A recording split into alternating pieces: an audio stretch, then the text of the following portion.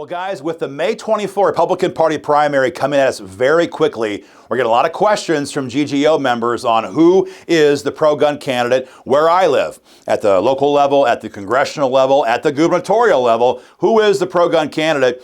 Who should I vote for? Now, guys, GGO is a 501c4, so we can't tell you guys who to vote for. What we can do, and what we really love to do, frankly, is to give you the information that you have to make the most informed choice you can when it comes to your gun rights. And we love giving you guys the dirt and exposing anti-gun rhinos in particular. And so since adjournment this year, we have been focusing very hard on surveying everybody running for office in, again, the May 24 Republican Party primary. A lot of organizations and a lot of gun owners might take a candidate's oral promise at a campaign event or at a coffee shop at face value.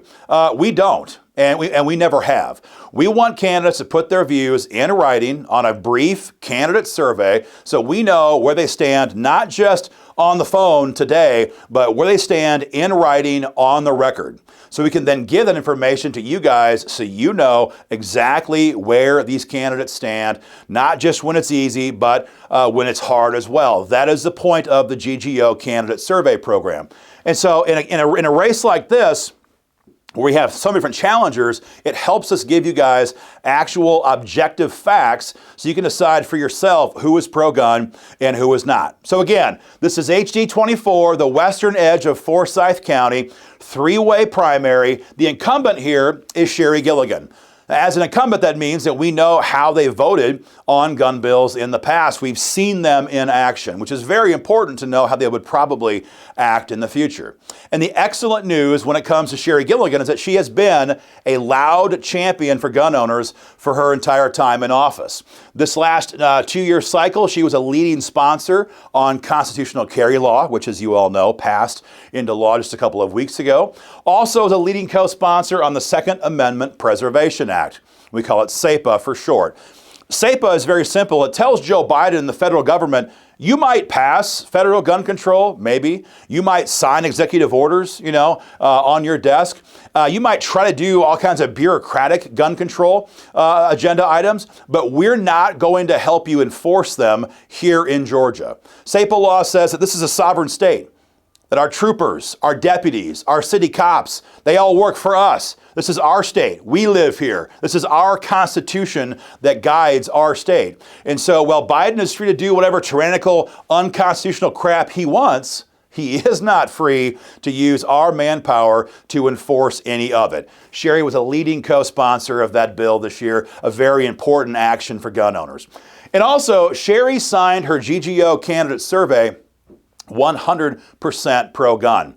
And I gotta tell you, even when it comes to incumbents like Sheri, we want to see that signed survey because I think deep down, we all know this. When a person gets elected to office, they almost never go to the right. They only go to the left. They only get sucked into that swamp. They become part of the establishment, part of the rhino herd, and we all know we have so many of them here in Atlanta. And so to have a candidate like Sheri, who's been there, who has fought for us in the past, reaffirm that, sign her survey again, put her name on the dotted line is a very strong indicator of how she would vote on our gun rights going forward. And so having surveyed 100%, we also know she's 100% opposed to red flag gun seizure laws. Now, you all know what these are, I believe, by now. Anybody can file a complaint against you in court. These are ex parte hearings. That means you're not even allowed to be there. You don't even know about it, let alone allowed to be there to make your own defense. And a judge can simply say, you know what, I think that person is dangerous and we're going to confiscate his guns. And then later, you can come back into court, maybe it's a month later, maybe it's 2 months later, maybe it's a year later, and try to make your defense and get your gun rights back. Utter tyranny, totally unconstitutional, no due process. Sheri is 100% opposed to red flag gun seizure laws. Same thing with universal background checks. This is simply gun registration for Joe Biden. It says that every firearms transfer has to go through a NICS check. That means that if Grandpa wants to give Johnny a family heirloom firearm, if we have universal gun registration, if it's the Stacey Abrams big push here in Georgia, If we have that, it would be a crime. It would be a felony for Grandpa to give his grandson that family heirloom firearm without going through a NICS check first. That means without putting that firearm into Joe Biden's searchable database. Absolute tyranny, and Sheri opposes that. And I want to be clear on this.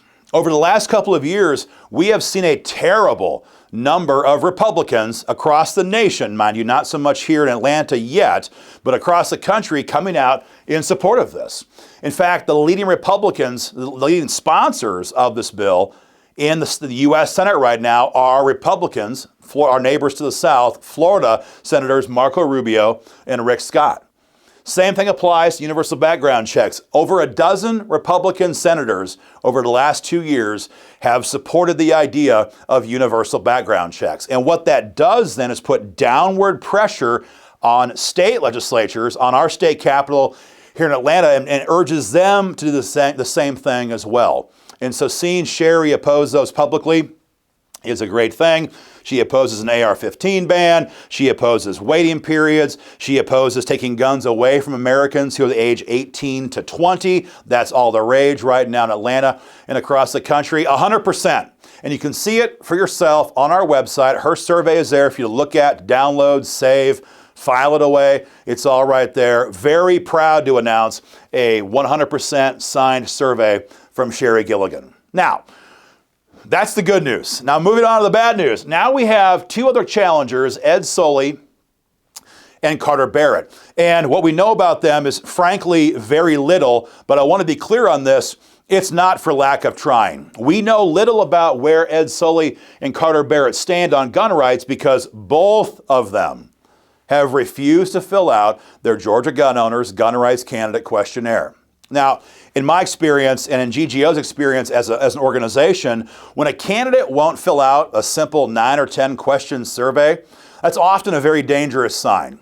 We take it as a very dangerous omen that this person might be trying to talk pro-gun right now on their website or their Facebook page, but trying to dodge the hard questions because they may already be planning to be part of the anti-gun rhino moderate class that occupies so many seats in our legislature. And so we just simply don't know where Ed and Carter stand because, again, they're refusing to fill out the survey that Sheri Gilligan did 100%. That means that when it comes to red flag laws, we don't know how they would vote. We don't know how Carter would vote or Ed would vote. Same thing with gun registration. We don't know how they would vote. Now, this is 2022. We have a raging tyrant in the White House, China Joe Biden, the most radical nut we've ever had in the White House when it comes to our gun rights and, frankly, all the rest of our freedoms as well. So right now, it's easy to be pro-gun for a Republican. But our concern here at GGO, as we all should share, is what happens when we're past the midterms, everyone's safely back in office for 2 or 4 years, and then we have a mass shooting, God forbid. We have some horrible, mass shooting. Some murderer shoots up a school, a church, a shopping mall, whatever. That clamor for gun control is going to come not just from the Democrats, not just from the Stacey Abrams of our state, but from the rhinos on the right. We know it will. And so not telling us where they stand now when times are good in the sense that it's easy to be pro-gun leaves us very concerned on how they would vote on a red flag gun seizure bill or a universal gun registration bill when it's hard to be pro-gun in the wake of a mass shooting, for example. So again, we simply don't know when it comes to red flag laws, universal background checks, banning AR-15s, waiting periods, age limits on gun owners. On all of it, we know nothing because neither Carter Barrett or Ed Solly will tell us where they stand. A very dangerous sign.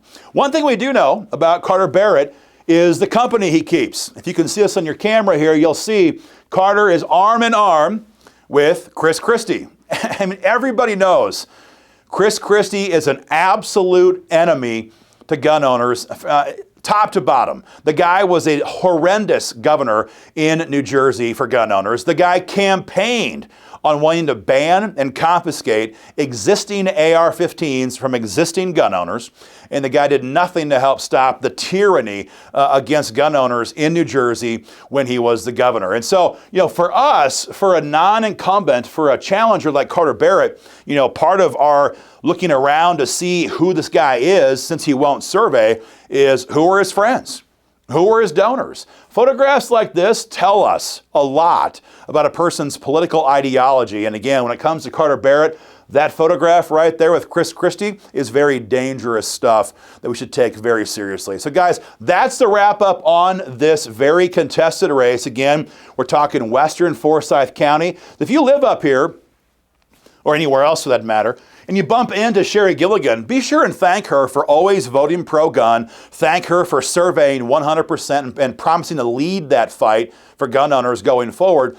And if you bump into Ed Solly or Carter Barrett, be sure and ask them, what are you trying to hide?